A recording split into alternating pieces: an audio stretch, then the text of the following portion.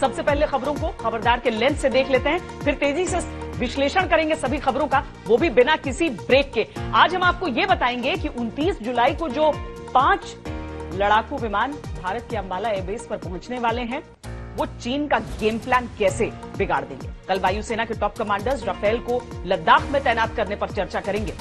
Navy भी चीन पर घेरा डाल रही है। नौसेना के मिग-29 के लड़ाकू विमानों को एलएसी के पूर्वी लद्दाख सेक्टर में भारतीय वायुसेना के बेस पर तैनात करने की योजना बनाई जा रही है। इस नीति से चीन पर कितना दबाव पड़ेगा, ये आपको विस्तार से बताएंगे।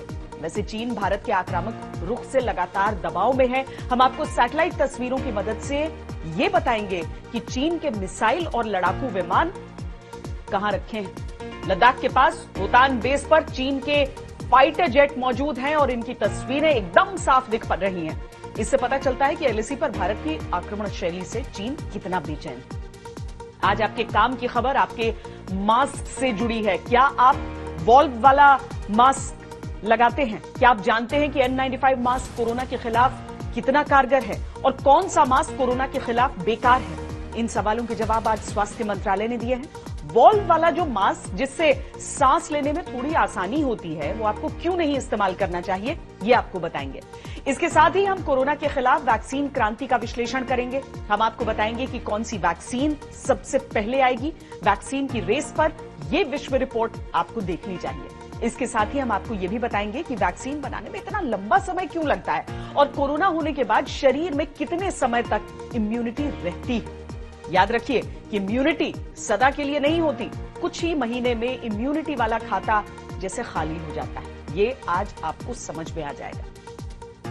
बिहार में कोरोना के इलाज में अव्यवस्था पर आज तक की खबर का असर हुआ है। बिहार सरकार ने एनएमसीएच पटना के सुपरिंटेंडेंट निर्मल कुमार सिन्हा का तबादला कर दिया है। आज तक ने आपको ग्राउंड रिपोर्ट दिखाई थी कि पटना के दूसरे सबसे बड़े अस्पताल एनएमसीएच में वार्ड में मछलियां तैरती हुई दिख रही थी। इसके साथ ही असम और बिहार सहित तमाम राज्यों की बाढ़ भी एक चिंताजनक खबर। असम और बिहार से बाढ़ की वीडियो रिपोर्ट आपको विस्तार से दिखाएंगे। ये वो खबर है जिसकी तस्वीरें हर आंकड़े और हर सरकारी दावे पर भारी। सबसे पहले भारत का जोश बढ़ाने वाली 2 महत्वपूर्ण बातों से खबरदार की शुरुआत। 29 जुलाई को 5 राफेल लड़ाकू विमान भारत पहुंच रहे हैं और सुखोई और मिराज के साथ राफेल फाइटर जेट्स की लद्दाख में तैनाती कब तक होगी और कैसे होगी, इसे लेकर 22 जुलाई यानी कल से भारतीय वायुसेना के टॉप कमांडर्स की बैठक है। ये कॉन्फ्रेंस 3 दिन की होगी। इस दौरान भारत की एयर डिफेंस नीति पर चर्चा होगी। भारतीय वायुसेना अरुणाचल प्रदेश, उत्तराखंड और सिक्किम में हवाई हमले और हवाई युद्ध की क्षमता को बढ़ाने पर चर्चा करेगी और नौसेना के मिग-29 के लड़ाकू विमानों को एलएसी के साथ पूर्वी लद्दाख सेक्टर में भारतीय वायुसेना के बेस पर तैनात करने की योजना बनाई जा रही है। आपको बता दें कि एयरक्राफ्ट कैरियर आईएनएस विक्रमादित्य पर तैनात रहने वाले भारतीय नौसेना के मिग-29 के फाइटर जेट्स गोवा में नौसेना के फाइटर बेस आईएनएस हंसा से नियमित उड़ान भरते हैं। राफेल की एंट्री और नौसेना के लड़ाकू विमानों की तैनाती, ये चीन को दबाव में लेने की आक्रामक रणनीति है।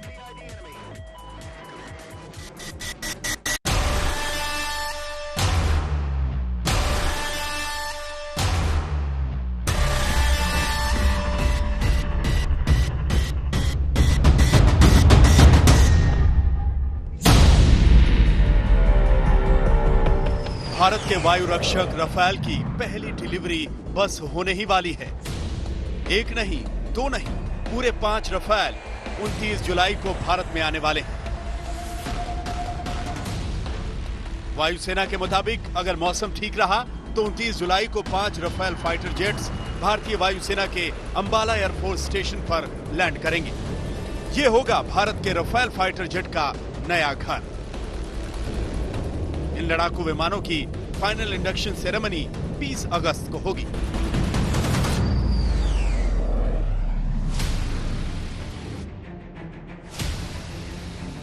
इससे पहले आपने भारत के राफेल को पिछले साल अक्टूबर में देखा था, जब इन्हें भारतीय पायलट्स को सौंपा गया था। उस वक्त भारत के रक्षा मंत्री राजनाथ सिंह भी वहां मौजूद थे। 9 महीने बाद ये फाइटर जेट्स अपने घर यानी भारत में अपनी जिम्मेदारी निभाने के लिए आ रहे हैं। इनकी तैनाती दुश्मन के हौसले पस्त कर देगी।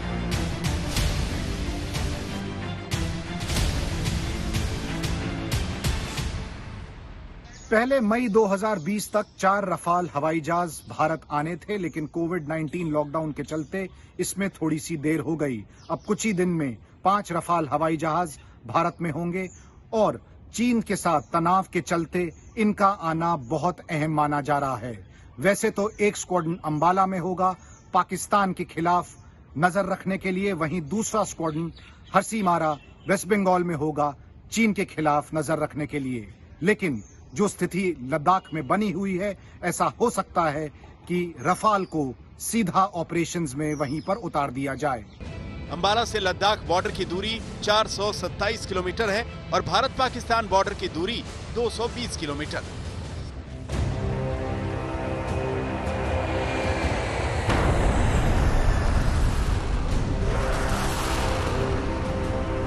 किसी भी युद्ध की पूरी तस्वीर बदल देने वाले हथियार मीटियोर और स्कैल्प मिसाइल अंबाला पहुंच रहे हैं। ये दोनों रफाल की मारक शक्ति को कई गुना बढ़ा देते हैं। 2023 तक कुल मिलाकर 36 रफाल फाइटर जेट्स की डिलीवरी भारत में हो जाएगी। ऐसी उम्मीद की जा रही है कि रफाल को आते ही लद्दाख के मोर्चे पर लगाया जा सकता है, लेकिन ये काम इतनी तेजी से नहीं होगा, इसमें थोड़ा समय लगेगा। राफाल लड़ाकू विमान का भारतीय वायुसेना के बेड़े में शामिल होना एक बहुत ही महत्वपूर्ण इवेंट है। राफाल अपने साथ काफ़ी विशेषताएं लाता है, जिसमें कि उसका जो आर्मामेंट सिस्टम है, जो एवियोनिक्स है और जो उसको खुद को प्रोटेक्ट करने की क्षमता है, वो भिन्न है दूसरे जहाज़ों से।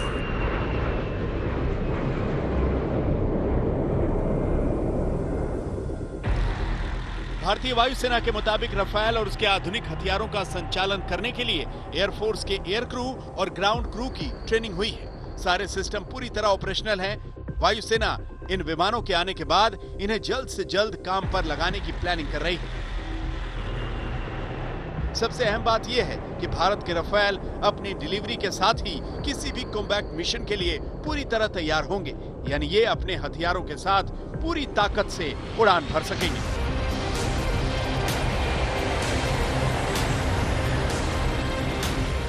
रफाल से फायर की जाने वाली स्कैल्प मिसाइल हवा से लॉन्च की जाने वाली एक क्रूज मिसाइल है, जिसकी रेंज 500 किलोमीटर से अधिक होती है। यह मिसाइल आसानी से पकड़ में नहीं आती और इसका निशाना अचूक होता है। Meteor beyond visual range missile पूरी दुनिया में अपनी तरह की सबसे ज्यादा मारक क्षमता वाला हथियार है। इसकी रेंज 150 किलोमीटर से ज्यादा है, जो चीन और पाकिस्तान के हथियारों से बहुत आगे है और हवाई युद्ध में यह हथियार दुश्मन पर अच्छा खासा प्रभाव डाल सकते हैं।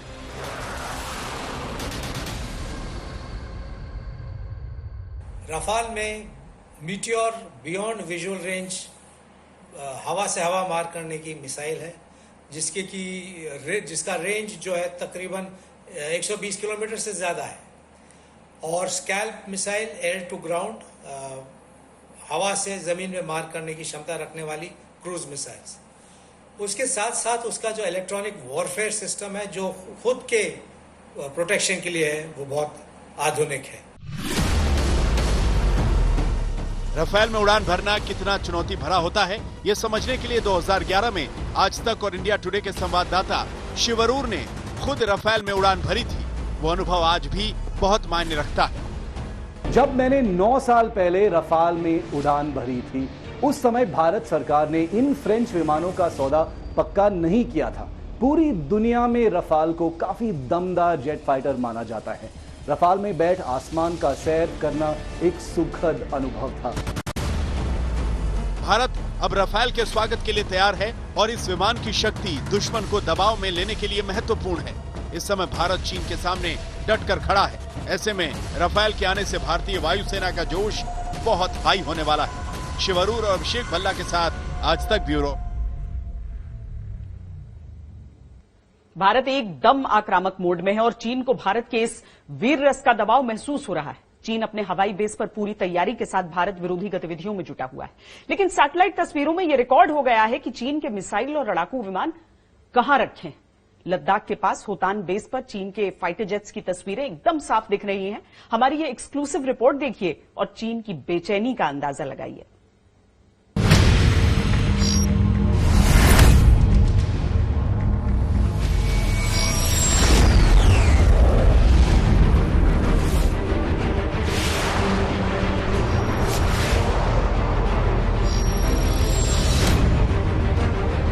युद्ध के लिए हमेशा तैयार, मोर्चे पर दुश्मन के खिलाफ 24 घंटे सावधान। लद्दाख में चीन के साथ तनाव कम करने की कोशिशों के बीच भारत अपने सैनिकों और हथियारों की तैनाती बढ़ा रहा है।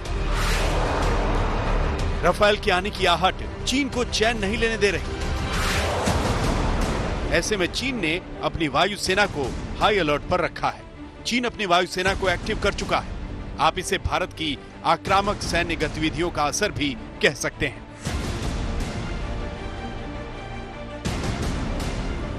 सैटेलाइट से मिली तस्वीरों का विश्लेषण करने पर हमें चीन के होतान एयरबेस की झलक मिली।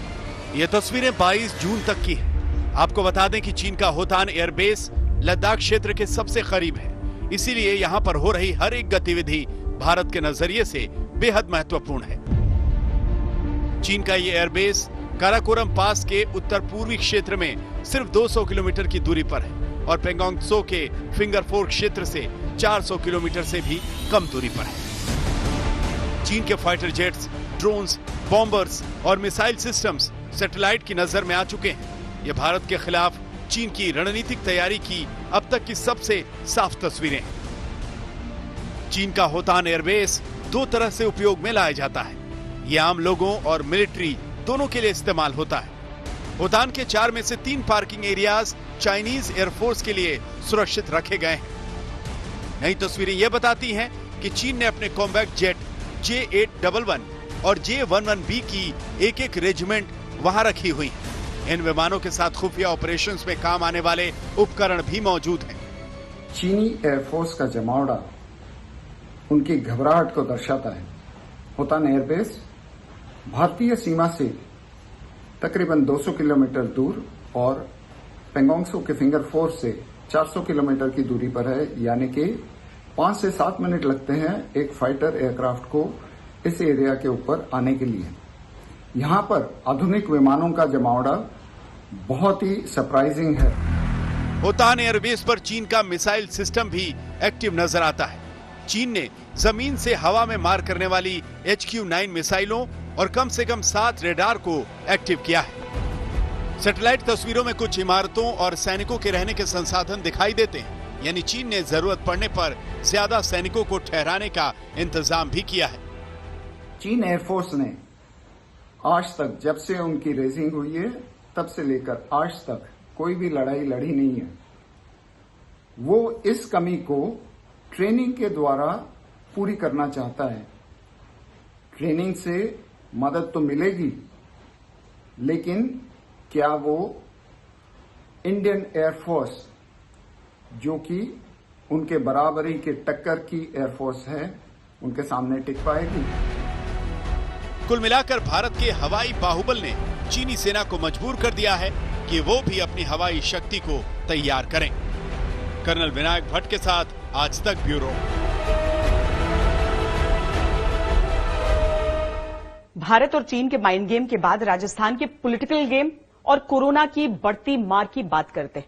राजस्थान में गहलोत सरकार बचाने के लिए जयपुर के 5 सितारा होटल में जमे विधायकों का आराम पूरा है। वहां से आई तस्वीरें बताती हैं। विधायक फिल्म देखने से लेकर खेल कूद से लेकर पकवान बनाने के गुर सीख रहे हैं, अंताक्षरी जैसे खेल खेल रहे हैं। लेकिन सवाल उठ रहा है कि क्या विधायकों के आराम पूरा होने के साथ जनता के काम भी पूरे हो रहे हैं? कोरोना का बेहद संवेदनशील संकट चल रहा है। दुनिया कोरोना से जूझ रही है, लेकिन राजस्थान सियासी संकट से जूझ रहा है। राजस्थान में कोरोना के मामले 30,741 तक पहुंच चुके हैं। इस बीच सियासी संकट अभी कई और दिन तक चलने के आसार हैं। राजस्थान हाईकोर्ट ने सचिन पायलट समेत 19 विधायकों की अयोग्यता के नोटिस पर 24 जुलाई तक अपना फैसला सुरक्षित रख लिया है।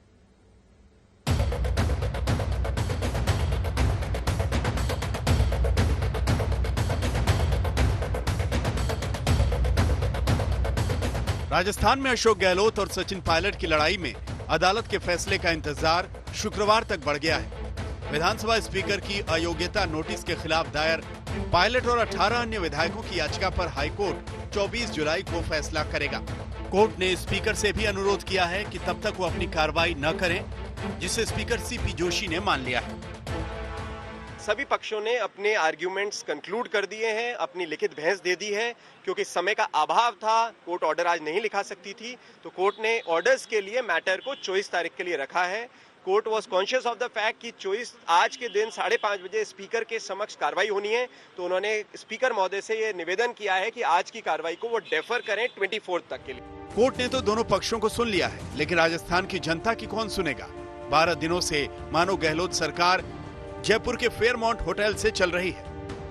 होटल में विधायकों के बीच मुख्यमंत्री अशोक गहलोत ने उनसे कहा भी है कि चट्टान की तरह डटे रहो। कांग्रेस हो या बीजेपी, कोई नहीं चाहता कि चुनाव हो और विधानसभा भंग हो। आपको होटल में कुछ और दिन रुकना पड़ सकता है। ये जो एपिसोड हो रहा है पूरा देश देख रहा है, इतना बड़ा क्या पट्टासिक होगा इसका। जिस प्रकार की लड़ाई आपने लड़ी है, ये कोई मामूली बात नहीं है। बहुमत को 100 क्रॉस किए हुए लोगों को एक साथ यहाँ रखना, टेलीफोन आपके पास में, मोमेंट आपका, कोई किसी में दबाव नहीं है। अब विधायक होटल में है तो उनका समय अच्छे से कटे, इसका इंतजाम भी पूरा है। विधायकों ने फिल्म शोले देखी है, मुगले आजम की यादें ताजा की। इन जंजीरों से पूछिए, हम तुमसे पूछते हैं, दिल इलाही से सोने के कंगन है। फिल्म लगान ने विधायकों का मन बहलाया है।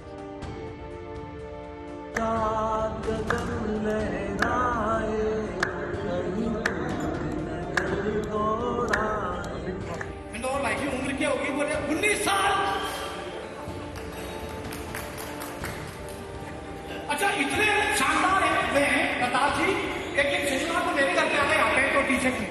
सत्ता के शीर्षासन के साथ साथ यहाँ विधायकों के पास असल शीर्षासन का भी पूरा मौका है। खेल कूद भी अच्छे से हो रहा है।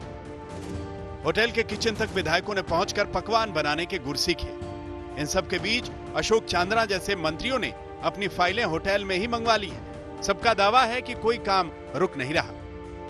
बिल्कुल होटल में नहीं है, मैं हर रोज जा रहा हूँ, हर रोज अधिकारियों की मीटिंग ले रहा हूँ, हर रोज डायरेक्शंस जारी हो रहे हैं। राजस्थान का जो कोरोना का संक्रमण है उसका अपडेट आप मेरे से लीजिए ना। अगर मैं होटल में बंद हूँ तो मुझे कैसे मालूम पड़ेगा? परसों भी मैं अधिकारियों की मीटिंग लेके आया हूँ, उससे पहले भी मैं बराबर मीटिंग कर रहा हूँ। 3.5 महीने से लगातार काम ही यही कर रहे हैं, मैं भी यही कर रहा हूँ, मुख्यमंत्री जी भी यही कर रहे हैं। वैसे मंगलवार को विधायक होटल से मुख्यमंत्री आवास तक बैठक के लिए भी गए थे। मुख्यमंत्री ने कैबिनेट की बैठक भी की है, जिसमें कोरोना की स्थिति और राजस्थान की वित्तीय स्थिति की समीक्षा एजेंडा थी। राजस्थान की सरकार ये जताना चाह रही है कि सत्ता के खेल के बावजूद वो काम में डटी हुई है। लेकिन कोरोना के तेजी से बढ़ रहे मामले गहलोत सरकार की चुनौती बन सकते हैं। राजस्थान स्वास्थ्य विभाग के मुताबिक कोरोना संक्रमण का आंकड़ा 30,741 तक पहुंच गया है। राजस्थान में कोरोना से लड़ाई को प्रधानमंत्री नरेंद्र मोदी की शाबाशी मिली थी, लेकिन अब आर पार की लड़ाई है तो केंद्रीय मंत्री गजेंद्र सिंह शेखावत ने तंज किया है। यह कोरोना से लड़ने का समय था और आप अंताक्षरी खेलने लगे। यह गरीब को भोजन देने का समय था और आप इटालियन बनाना सीखने लगे। राजस्थान सतर्क है, सब देख रहा है। उधर जिस सचिन पायलट पर इन दिनों बीजेपी नेता नरम बने हुए हैं, उनके समर्थक विधायक भी हरियाणा के मानेसर के होटल में जमे हुए हैं। जयपुर से मौसमी सिंह के साथ शरद कुमार, आज तक। राजस्थान सियासी संकट में उलझा हुआ है और कुछ दिनों तक यही हालात बने रहने के आसार हैं। इस बीच आपको बता दें कि राजस्थान स्वास्थ्य विभाग के अनुसार राजस्थान में 30,741 कोरोना के मामले हो चुके हैं। ठीक होने वाले मरीजों की संख्या वहां 22,299 है, जबकि 574 लोगों की मौत हुई है। राजस्थान में कोरोना की रिकवरी दर 72.53% है और मौत की दर 1.86% है। राजस्थान में कुल मिलाकर 12,44,387 टेस्ट हुए हैं। कोरोना के खिलाफ लड़ाई बहुत चुनौतीपूर्ण है, लेकिन जब इस संकट काल में विधायकों को इस बात में व्यस्त होना पड़े कि सरकार बचेगी या नहीं, तो आप हालात का अंदाजा लगा सकते हैं। जब से राजस्थान का संकट गहराया है, तब से कोरोना की रोजाना बढ़ोतरी के मामले भी देख लेते हैं। स्वास्थ्य मंत्रालय के आंकड़ों के अनुसार 15 जुलाई को 635 नए मामले सामने आए और कुल मामले 25,571 थे। 16 जुलाई को 866 नए मामले आए, कुल मामले 26,437 हो गए। 17 जुलाई को 737 नए मामले आए और कुल मामले 27,174 हो गए। 18 जुलाई को 615 नए मामले आए और कुल मामले 27,789 हो गए। 19 जुलाई को 711 नए मामले आए, कुल मामले 28,500 हो गए।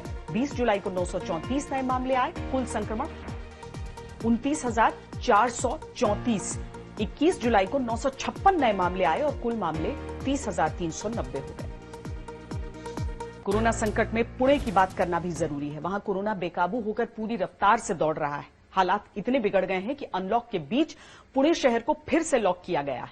यह फैसला क्यों लेना पड़ा, यह समझना जरूरी है। दरअसल जब मुंबई और ठाणे में हर रोज संक्रमित होने वाले मरीजों की संख्या कुछ नियंत्रण में आने लगी, उसी वक्त पुणे में कोरोना की रफ्तार तेज हो गई। हर रोज बीमार होने वाले लोगों की संख्या लगातार बढ़ने लगी।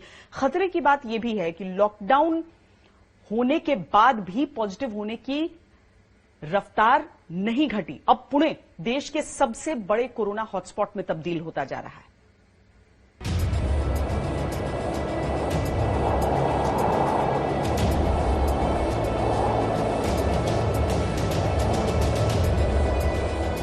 पिछले हफ्ते से पुणे देश में कोविड-19 महामारी का केंद्र बना हुआ है। बीमार होने वाले नए कोरोना मरीजों की तादाद लगातार बढ़ रही है। पिछले 4 दिनों के आंकड़ों को देखकर पुणे वालों का दिल बैठ रहा है। 17 जुलाई को कोरोना के नए केस 1705 थे, 18 जुलाई को 1838, 19 जुलाई को 1508, 20 जुलाई को 1817 नए कोरोना मरीजों की पहचान हुई है। पुणे में अब 54,965 से ज्यादा कुल केस सामने आए हैं। जिले में हुई कुल 1,300 से अधिक मौत में से लगभग 1,000 पुणे शहर में हुई है। 13 जुलाई को 10 दिनों का लॉकडाउन शुरू होने से पहले अचानक नए मरीजों की तादाद बढ़ने लगी। जुलाई की शुरुआत से पुणे भारत के 5 सबसे बुरी तरह प्रभावित जिलों में बना हुआ है। पुणे के अलावा बेंगलुरु, ठाणे, चेन्नई और मुंबई इस दौड़ में शामिल हैं। मंगलवार 14 जुलाई से पूरे महाराष्ट्र में पुणे में सबसे ज्यादा नए केस रिपोर्ट हो रहे हैं, जो ठाणे और मुंबई दोनों से ज्यादा हैं। 13 जुलाई से पुणे में लॉकडाउन है। खतरे की बात यह है कि इसके बावजूद कोई असर नहीं दिख रहा। कोरोना के नए मामलों में गिरावट का कोई संकेत नहीं है। 44 डेथ्स अगर आप कह रहे हैं तो ये नंबर काफी बड़ा है और हमारे लिए बहुत दुख की बात है कि एक दिन में इतनी मौतें हो रही है। मगर साथ में ये भी बता दूं आपको कि जो हमारा डेथ परसेंटेज है, जो जिसको CFR बोलते हैं, केस फैटेलिटीज रेट, ये हमारे जिले का 2.3% है। अगर आप किसी भी जिले की बात करें, कहीं पे भी जो कोरोना का प्रसार ज़्यादा हो गया है, वहाँ पे जो डेथ रेट्स हैं उसकी तुलना में अगर हम पुणे का डेथ रेट्स देखें तो ये फिलहाल कम है। प्रशासन की दलील है कि जिले में टेस्ट का दायरा बढ़ाने की वजह से केस ज्यादा सामने आ रहे हैं। लेकिन जब कुल टेस्ट के करीब करीब 1/4 लोग पॉजिटिव निकलते हैं तो खतरा गंभीर हो जाता है। आंकड़ों के मुताबिक पुणे में जितने लोगों का कोरोना टेस्ट हो रहा है, उनमें कुल पॉजिटिव होने वालों की संख्या अब 25% के ऊंचे स्तर तक पहुंच चुकी है। पुणे शहर का स्वास्थ्य ढांचा भी सवालों के घेरे में है। सरकारी अस्पताल अब भारी बोझ से चरमरा रहा है। आईसीयू बेड के इंतजार में पिछले दिनों 5 लोगों की मौत की खबर चौंकाने वाली है। शहर भर में आईसीयू बेड्स की उपलब्धता लगभग शून्य है। स्वास्थ्य कर्मियों की नियुक्ति नहीं की गई है। पिछले हफ्ते ही डॉक्टरों और नर्सिंग स्टाफ की भर्ती के लिए प्रशासन ने विज्ञापन जारी किए हैं। वो रिक्रूटमेंट के बाद हम लोगों ने 140 डॉक्टर्स और 250 पैरामेडिकल स्टाफ के ऑर्डर्स भी दिए हैं। अपॉइंटमेंट ऑर्डर इशू हो चुके हैं, उनमें से अराउंड 50% लोग ज्वाइन हुए हैं। हम बाकी को ज्वाइन करके ले रहे हैं। विद इन 15 डेज सारा मैन पावर का इशू सॉल्व हो जाएगा। 13 जुलाई से लागू 10 दिन का लॉकडाउन 2 दिनों में खत्म हो रहा है। अब सवाल उठता है कि क्या कोरोना की तेज रफ्तार को देखते हुए लॉकडाउन को आगे बढ़ाया जाएगा या नहीं। इस मुसीबत के बीच पुणे के जो लोग कोरोना की जकड़ से छूट रहे हैं, वो इस तरह जश्न मना रहे हैं। इस परिवार की बेटी वायरस को मात देकर अस्पताल से लौटी है। कोरोना की इस लड़ाई में पुणे को सावधानी और इंतजामों के साथ इस जज्बे की भी जरूरत है।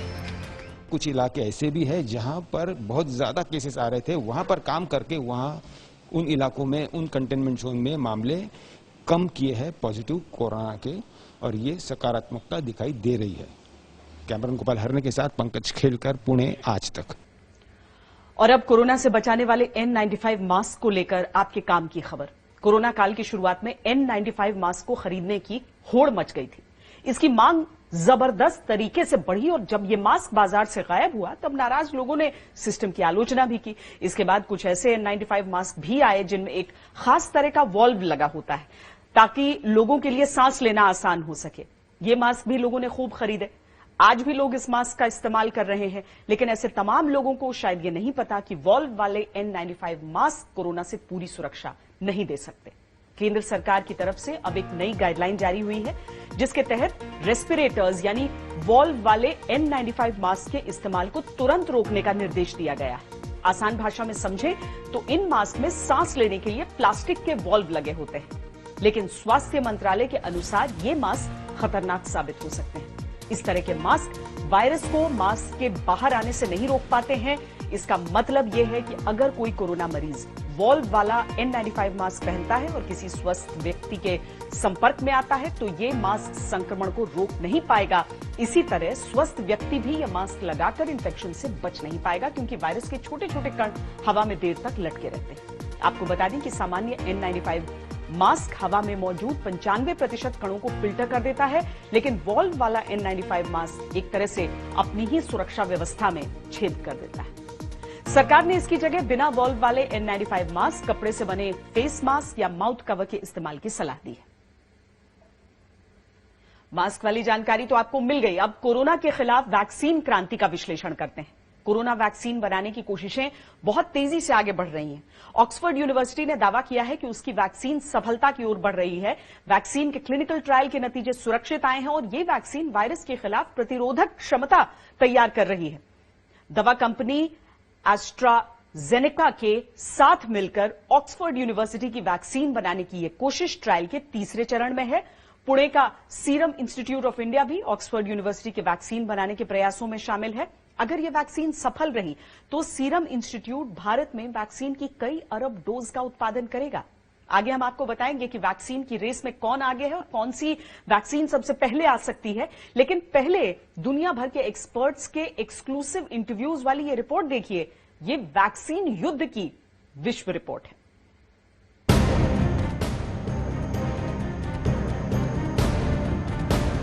शुभ समाचार सुनने को दुनिया बेकरार है क्योंकि कोरोना वायरस की वैक्सीन बनाने की कोशिशें रंग लाती दिख रही हैं। यूनिवर्सिटी ऑफ ऑक्सफोर्ड जिस वैक्सीन पर क्लिनिकल ट्रायल कर रहा है उसके अब तक के नतीजे सुरक्षित आए हैं। वैक्सीन वायरस के खिलाफ प्रतिरोधक क्षमता विकसित करने के संकेत दे रही है। 1077 लोगों पर वैक्सीन का ट्रायल हुआ जिसमें कोरोना वायरस से लड़ने वाले एंटीबॉडीज और टी सेल्स बने। यूनिवर्सिटी ऑफ ऑक्सफोर्ड की वैक्सीन उस वायरस की जेनेटिक इंजीनियरिंग से तैयार हुई है जिसमें चिंपैंजी में सामान्य जुकाम के लक्षण पैदा होते हैं। इस वायरस में इतना बदलाव हुआ है ताकि ये कोरोना वायरस की तरह दिख सके। इसका मतलब ये कि वैक्सीन कोरोना वायरस की तरह दिखती है जिससे इंसान का प्रतिरक्षा तंत्र यानी इम्यून सिस्टम इससे लड़ना सीख सकता है। We can see that the vaccine does induce a robust immune response in the volunteers. The vaccine really does perform in exactly the same way as we've seen with other vaccines of this type. इस vaccine को बहुत तेजी से विकसित किया जा रहा है। ऑक्सफोर्ड यूनिवर्सिटी ब्रिटेन की ग्लोबल दवा कंपनी एस्ट्राजेनेका के साथ मिलकर वैक्सीन को विकसित कर रही है। ये वैक्सीन इंसानों पर क्लिनिकल ट्रायल के सारे चरण पार कर लेती है तो इसके बड़े पैमाने पर उत्पादन के लिए सारे जरूरी इंतजाम पहले से ही किए जा चुके हैं। One of the key things we did was to partner with AstraZeneca, a global pharma company. Way back in April, which seems a long time ago now, they were learning how to manufacture our vaccine. They were scaling it up. Bharat ने भी Oxford की vaccine के clinical trial के लिए serum institute ने इजाजत मांगी है। सीरम इंस्टीट्यूट का एस्ट्राजेनेका के साथ वैक्सीन की अरबों खुराक के उत्पादन का समझौता हो चुका है। When we said we could make 300 to 400 million doses by the time they're released by the CDL, which is the central testing labs and all of that, and it actually reaches people and human beings in large volumes in India, and the citizens of India, it would probably be first quarter of 2021. कोविड-19 की भारतीय vaccine बनाने की कोशिशों के तहत Bharat biotech के Covaxin का trial AIIMS Delhi में होने जा रहा है। गुरुवार को 50 वॉलंटियर्स को वैक्सीन की पहली डोज दी जाएगी। पहले चरण में 100 लोगों को वैक्सीन की डोज दी जाएगी, जिसके नतीजे 2 महीनों में आएंगे। कोरोना वैक्सीन बनाने की कोशिशें जिस तेजी से की जा रही हैं, उससे इस साल के अंत तक वैक्सीन आ सकती है। आज तक ब्यूरो। कोरोना वैक्सीन बनाने के लिए दुनिया भर के रिसर्चर्स कड़ी मेहनत कर रहे हैं। दुनिया भर में 150 से ज्यादा कोरोना वैक्सीन पर ट्रायल चल रहे हैं। ऐसे में हम आपको ये भी बताते हैं कि कौन से वैक्सीन रेस में सबसे आगे हैं। चीन का कैंसिनो बायोलॉजिकल और बीजिंग इंस्टीट्यूट ऑफ बायोटेक की वैक्सीन मंजूरी की स्टेज में पहुंच चुकी है। चीन का ही सिनोवैक वैक्सीन बनाने के तीसरे चरण का ट्रायल कर रहा है। अमेरिका का नोवावैक्स वैक्सीन ट्रायल के दूसरे चरण में है। अमेरिका की दवा कंपनी मॉडर्ना की वैक्सीन भी ट्रायल के दूसरे चरण में है। जर्मनी की बायोएनटेक, फोसन फार्मा और फाइजर की वैक्सीन भी ट्रायल के दूसरे चरण में है। ब्रिटेन में ऑक्सफोर्ड यूनिवर्सिटी और एस्ट्राजेनेका की वैक्सीन ट्रायल के तीसरे चरण में है, जबकि इंपीरियल कॉलेज लंदन की वैक्सीन ट्रायल के दूसरे चरण में है। भारत में वैक्सीन बनाने की 2 गंभीर कोशिशें चल रही हैं। जाइडस कैडिला की वैक्सीन पहले चरण में है, तो भारत बायोटेक की कोवैक्सीन भी ट्रायल के पहले चरण में पहुंच चुकी है। वैक्सीन से जुड़ी खबरों में आप अक्सर ये सुनते होंगे कि वैक्सीन फेज 1 में है, 2 में है, लेकिन आपको अंदाजा नहीं होगा कि इसका मतलब क्या होता है। आज वैक्सीन की खबर से जुड़े इस पहलू को समझना भी जरूरी है। पूरी दुनिया में औसतन एक वैक्सीन को लैब से बाजार तक पहुंचने में 8 से 10 साल लग जाते हैं, लेकिन कोरोना के दौर में इस समय को घटाने की पूरी कोशिश हो रही है। अगर कोई वैक्सीन फेज 1 में है तो इसका मतलब है कि वैक्सीन का परीक्षण 1000 से 3000 मरीजों पर हो रहा है और आमतौर पर इसमें 2 साल का समय लगता है। अगर कोई वैक्सीन फेज 2 में है तो इसका मतलब यह है कि वैक्सीन का परीक्षण एक बार फिर 1000 से 3000 मरीजों पर हो रहा है और आमतौर पर इसमें भी 2 साल का समय लगता है। अगर कोई वैक्सीन फेज 3 में है तो इसका मतलब यह है कि वैक्सीन का परीक्षण 15000 से 30000 मरीजों पर हो रहा है और आमतौर पर इसमें 3 से 5 साल का समय लगता है। ये फेज पूरे हो जाने के बाद इन्हें सत्यापित किया जाता है, इसमें भी समय लगता है। यह भी हो सकता है कि और ज्यादा लोगों को ट्रायल में शामिल करने का आदेश दिया जाए, लेकिन जरूरत के हिसाब से कई बार इन ट्रायल्स की रफ्तार बढ़ा दी जाती है। ऐसे में फेज 1 का ट्रायल 50 से 500 लोगों पर होता है, इसमें 4 महीने लगते हैं। फेज 2 का ट्रायल 500 से 1000 लोगों पर होता है, इसमें भी 4 महीने लगते हैं। फेज 3 का ट्रायल सरकार की सहमति से 1000 से लेकर 50,000 लोगों पर किया जाता है, इसमें 4 महीने से लेकर 2 साल तक का समय लग सकता है। कोरोना का वैक्सीन तेजी से बनाने के लिए आपातकालीन नियमों का सहारा लिया जा रहा है। अगर कोई वैक्सीन अलग अलग फेज में फेल नहीं हुई तो पूरी प्रक्रिया में लगने वाला समय कम हो जाता है। यहां एक एंगल कोरोना के बाद पैदा होने वाली इम्यूनिटी भी है। बहुत से लोग ऐसा मान रहे हैं कि अगर किसी को एक बार कोरोना हो गया तो फिर उसमें लंबे समय तक कोरोना के प्रति इम्यूनिटी पैदा हो जाएगी, लेकिन यह पूरी तरह सही नहीं है। हाल में लंदन के किंग्स कॉलेज ने कोरोना के बाद पैदा होने वाली प्रतिरोधक क्षमता यानी इम्यूनिटी पर रिसर्च किया और इसमें यह पता चला कि शरीर में कोरोना से पैदा हुई एंटीबॉडी और इम्यूनिटी कुछ महीने में खत्म हो जाती है।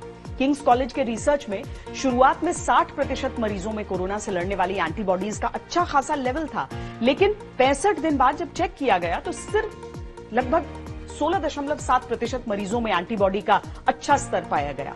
कई मरीजों में एंटीबॉडी लेवल कुछ ही दिनों में 23 गुना कम हो गया। इसका सीधा सा मतलब यह है कि कोरोना होने से लंबे समय तक की इम्यूनिटी की गारंटी नहीं है। वैज्ञानिकों के अनुसार एंटीबॉडी के साथ साथ इम्यूनिटी के लिए किलर टी सेल्स का होना जरूरी है। ये टी सेल वायरस का सफाया कर देते हैं और ऑक्सफोर्ड यूनिवर्सिटी के वैक्सीन में मरीजों में टी सेल पैदा करने की क्षमता पाई गई। और अब बाढ़ की ग्राउंड रिपोर्ट। असम में ब्रह्मपुत्र का शोर अब बेचैन करने लगा है। बाढ़ ने ऐसी तबाही मचाई है कि 33 जिलों में से 28 जिले इसकी चपेट में आ गए। 24 लाख की आबादी सीधे प्रभावित हुई है। 2000 से ज्यादा गांव पानी में समा गए। मुसीबत तब और बढ़ गई जब मेघालय, असम और अरुणाचल प्रदेश में बारिश का अटैक हो गया। अब एक तरफ बाढ़ है, दूसरी तरफ बारिश ने लोगों के सामने बड़ी चुनौती खड़ी कर दी है।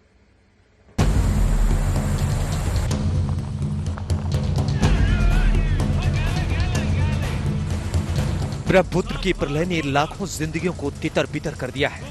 लाखों लोग बेघर हो चुके हैं। गांव के गांव पानी में समा गए हैं। गुवाहाटी जिले में ब्रह्मपुत्र का रौद्र रूप देख लीजिए। जहां तक नजर जाएगी सिर्फ ब्रह्मपुत्र का फैलाव दिखेगा।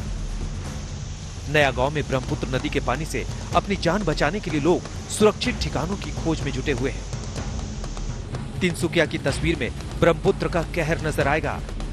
मकान सैलाब में ढह गया। पूरे गांव में अब बस तबाही के निशान बचे हैं। जो बच गए उनके पास सिर्फ सांसें ही बची हैं। अब बरपेटा शहर से कुछ दूर आगे चौधरी बाजार गांव में तबाही की ऐसी तस्वीर दिखाई पड़ती है जिस पर खुली आंखों से भी यकीन करना मुश्किल है। जलस्तर इतना ज्यादा था कि पानी की गहराई का अंदाजा लगाना मुश्किल था। ऊपर से लगातार हो रही मूसलाधार बारिश ने मुसीबतें बढ़ा रखी थी। गांव के नाम पर जो कुछ दिखाई पड़ता था वो बस डूबे हुए मकान और उनके निशान थे। ये जो आप देख रहे हैं सैलाब, अब इस सैलाब के ऊपर हम कोशिश कर रहे हैं चौधरी बाजार शहर से हटकर आसपास के गांव में जाने के लिए। अमूमन जो रास्ते खुले हुए होते थे, अब उन रास्तों पर इतना पानी है कि नाव ही यहाँ पर चल सकती है और यहाँ पर इतना गहरा है कि उतरना भी मुश्किल है। लेकिन ये जो आप गांव देख रहे हैं सब के सब डूबे हुए हैं। लोगों ने सड़कों पर ठिकाना बना लिया है और यहाँ पर जो तस्वीर है वो भयावह दिखती है। जैसे जैसे बरसात हो रही है पानी के ऊपर अगर आप देखें तो सब कुछ धुंधला सा हो जाता है। और मेरे ठीक पीछे इस तरफ अगर मैं आपको दिखाऊं कि यहाँ जो शहर है, जो शहर का हिस्सा है, प्रमुख सड़क आप कहें कि इसको राज्य हाईवे आप समझ लीजिए, वो भी धुंधला होता जाता है।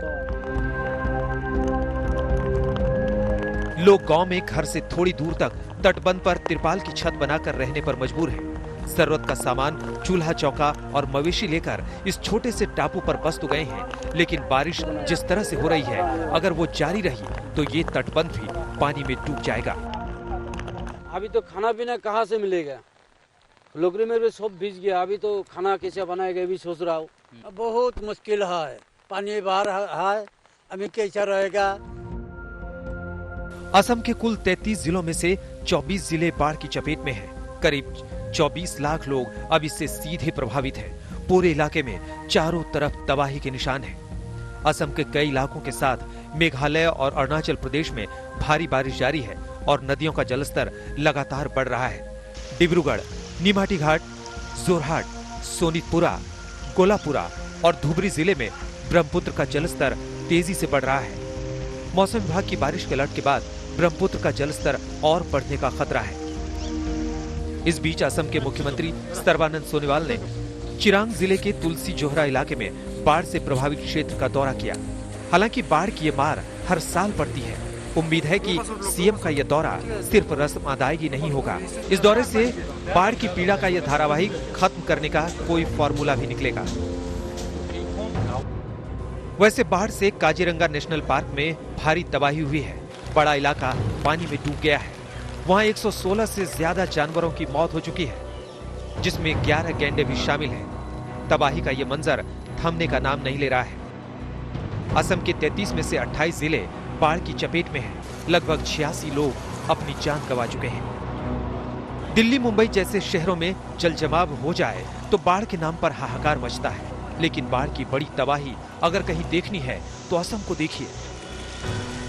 इस इलाके को अभी मदद की सबसे ज्यादा जरूरत है। उम्मीद है सिस्टम ये सब देख रहा होगा, सुन रहा होगा। गुवाहाटी से हेमंता नाथ और बारपेटा से आशुतोष मिश्रा के साथ आज तक ब्यूरो। बिहार में इस समय तबाही और बर्बादी का मंजर है। जिधर देखो सैलाब आफत बनकर चला आ रहा है। नदियां तो जैसे काल बन गई। बिहार में कोसी, गंडक, बागमती नदियों के किनारे बसे गांव जल समाधि ले चुके हैं। कोसी को बिहार का शोक कहते हैं। बिहार में बाढ़ आती है तो सबसे अधिक तबाही इसी नदी की वजह से मचती है। बाढ़ में गोते लगाते बिहार की ये तस्वीर हर साल लाखों लोगों को पीछे धकेल रही है। बांध तो हैं, लेकिन नेपाल से उतरते पानी को रोकना लगभग असंभव है। पहली तस्वीर कोसी बैराज की है। नेपाल से आ रहा पानी बांध से बांधे नहीं बंध रहा। कोसी बैराज के 56 में से 48 फाटक खोल दिए गए। दूसरी तस्वीर वाल्मीकि बैराज की है। यहाँ भी बांध के गेट खोल दिए गए हैं। उफनती गंडक का पानी तेजी से बिहार में त्राही मचा रहा है।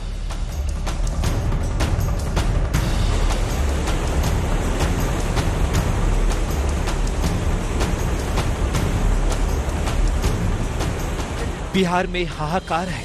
चारों तरफ बाढ़ का प्रहार है। नदियां अपना रौद्र रूप दिखा रही हैं। खेत, खलिहान, दुकान, मकान सब पानी में समाये हुए हैं। सुपौल में कोसी नदी की गर्जना सिहरन पैदा कर रही है। नेपाल में हो रही भारी बारिश से कोसी नदी खतरे के निशान के ऊपर बह रही है। खगड़िया में मानो जमीन पर अब समंदर का कब्जा है।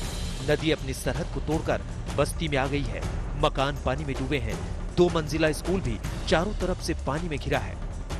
यहाँ बागमती और कोसी नदी खतरे के निशान से 2 मीटर ऊपर बह रही है। दर्जनों गांव टापू बन गए हैं। बिहार के 8 जिले बाढ़ से बुरी तरह प्रभावित हैं। इनमें सीतामढ़ी, सुपौल, किशनगंज, दरभंगा, मुजफ्फरपुर, गोपालगंज, शिवहर और पूर्वी चंपारण में बाढ़ से सबसे ज्यादा तबाही मची है। कोसी नदी एक बार फिर से अपना विकराल रूप दिखा रही है और लगातार नेपाल से जो पानी छोड़ा जा रहा है और बिहार में भी जो पिछले 24 घंटों से लगातार मूसलाधार बारिश हो रही है, उसकी वजह से कोसी का जलस्तर आप देख सकते हैं किस तरीके से जो है वो बढ़ चुका है। और नदी के बीच में जो गांव बसे हुए हैं, वहां जो लोग रहते हैं, अब कोसी का पानी उनके गांव में भी घुसने लगा है। तो अब वो सुरक्षित स्थानों पर निकलने के लिए जो नाव की व्यवस्था की गई है सरकार के द्वारा, उससे वो सुरक्षित स्थानों पर निकल रहे हैं। सैटेलाइट से ली गई इस तस्वीर को देखेंगे तो कोसी और गंडक का तांडव नजर आएगा। बाढ़ का फैलाव देखिए, पहले और अब की तस्वीर से सब साफ है। तस्वीरें दरभंगा की हैं, जहां सब कुछ बाढ़ में समाता जा रहा है। गांव के गांव बाढ़ से घिरे हुए हैं। लोग ने गांव खाली कर ऊंचे स्थानों पर शरण ली है। संकट की इस घड़ी में सियासी पुण्य कमाने वाले भी लोग हैं। हायाघाट में पप्पू यादव की पार्टी ने राहत सामग्री बांटी। उनके पास खाने के लिए नहीं है, उनके पास सर छुपाने के लिए कोई जगह नहीं है, पन्नी नहीं है। इसीलिए हम लोगों ने तय किया, जन अधिकार पार्टी लोकतांत्रिक ने, कि किसी हाल में भी इन लोगों को सर छुपाने के लिए पन्नी और पेट भरने के लिए अनाज दिया जाएगा। उसी मुहिम में हम लोग यहाँ पर जितने भी जन अधिकार पार्टी लोकतांत्रिक के कार्यकर्ता यहाँ पर पहुंचे और उनकी मदद किया। एक तरफ उफनाती नदियां कहर ढा रही हैं, तो दूसरी तरफ मूसलाधार बारिश संकट बढ़ा रही है। पटना के सीआरपीएफ कैंप में घुटने तक पानी भर गया है। कदम कुआं थाना भी पानी पानी है। पटना से सुजीत झा के साथ आज तक ब्यूरो।